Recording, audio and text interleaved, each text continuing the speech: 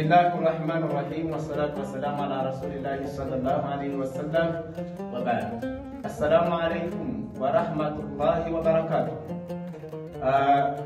Kwa jina naitwa Sheikh Isa Mustafa Mwaya, imam na kiongozi mkuu wa msikiti wa Abdullah ibn Abbas uliopo kijiji cha Bugula, kata ya Mriti, wilaya ya Ukerewe, mkoa wa Mwanza.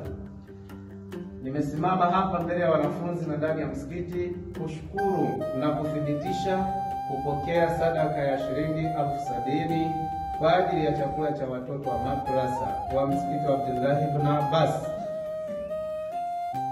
Sadaka hii itakuwa ni ya siku mbili. Itakuwa ni ya siku ya leo, kama mnavyoona sasa hivi wanapata hiyo sadaka leo, siku ya Jumamosi tarehe 11 mwezi wa 10 mwaka 2025. Pia hii sadaka itatumika na kesho, siku ya Jumapili tarehe 12 mwezi wa 10 mwaka 2025. Na sadaka hii tumeipokea kutoka kwa Abu Hassan Islamic Foundation.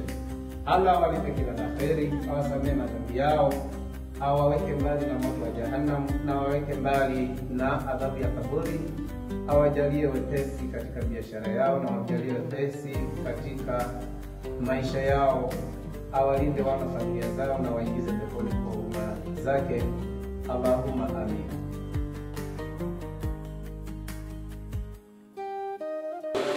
Kama mwalimu hayupo, njoo nimemchukulie. Baada hizo ndio madrasa ambazo nilizoziandika hapa. Tunaomba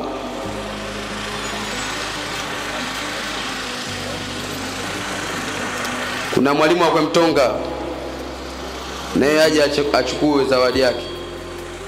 Mwalimu wa Mtonga, mwalimu wa Mtonga.